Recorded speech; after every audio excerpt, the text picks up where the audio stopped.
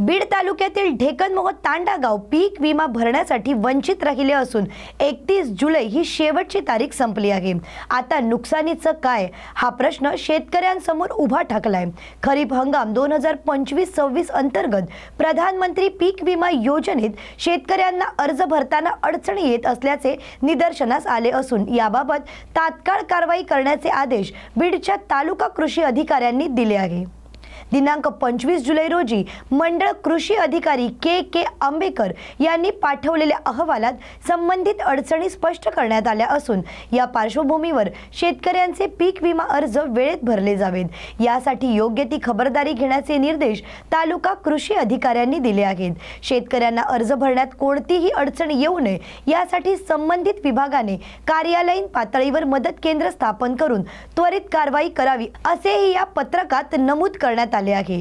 तर ही माहिती उपविभागीय कृषी अधिकारी बीड यांनाही सादर करण्यात आली आहे आणि या बातमीचा आढावा घेतला आहे आमचे प्रतिनिधी अनिल घोरड यांनी।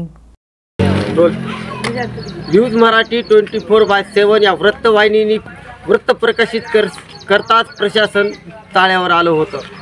1 ऑगस्ट रोजी पीक विम्यापासून एक गावच वंचित या महाराष्ट्रात अशा मथळ्याखाली आम्ही बातमी प्रकाशित केली आणि प्रशासन जागं झालं।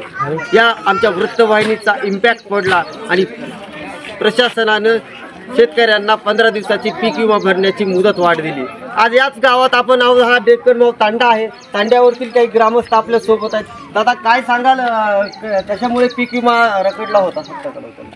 तुमच्या जवळ घ्यायला 31 जुलै ही तारीख शेवटची होती आणि आमचा विमा भरला जाणार नाही असं आम्ही तुमच्या चॅनलकडे तक्रार केली आणि तुम्ही पुढं शासनाच्या पाठला करून आम्हाला विमा भरण्याची मुदतवाढ मिळाली व आमचा पीक विमा सुरू झाला।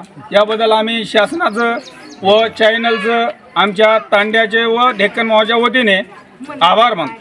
निश्चितच या वृत्तवाहिनीच्या वृत्ताची दखल घेतली आहे। ग्रामस्थांमध्ये समाधानाचं वातावरण आहे। पाहूयात की दादा काय सांगतायत। का आमचं पीक विमा भरत नव्हता आणि चॅनलवाल्यांनी आमचं पीक विमा मुदतवाढ दिली आणि 31 जुलै होती शेवटपर्यंत आमचं काय पीक विमा भरला गेला नाही आणि चॅनलवाल्यांनी पीक विम्याची आमची दखल घेतली आणि शासनाकडे शिफारस केली आणि नंतर आम्हाला मुदतवाढ बी भेटली। आम्ही चॅनलवाल्याचे आणि शासनाचे आभारी आहोत। धन्यवाद। या ठिकाणी आणखी एक ग्रामस्थ आहे। दादा काय अडचणी होतं पीक विमा भरायला? आमची अडचण काय नव्हती। आम्ही शासनाला सदानीच आम्ही मुदतवाढ द्या म्हणून असं सांगत होतो। आमचं पीक विम्याची मुदत दिली 15 ऑगस्टपर्यंत आमचा पीक विमा भरण्यात गेला। आम्ही शांत आभार शासनाचं झालं। एकूणच या वृत्ताचं दखल घेतली वृत्तवाहिनीचे तर हे नागरिक आभार व्यक्त करतायत, त्याबरोबर प्रशासनाचा सुद्धा आभार व्यक्त करतायत। समाधानी झालेल्या या शेतकऱ्यांच्या चेहऱ्यावरचं हसू मात्र आम्हाला टिपल्याखेरीज राहता आलं नाही। न्यूज मराठी 24/7 साठी मी अनिल घोरड बीड।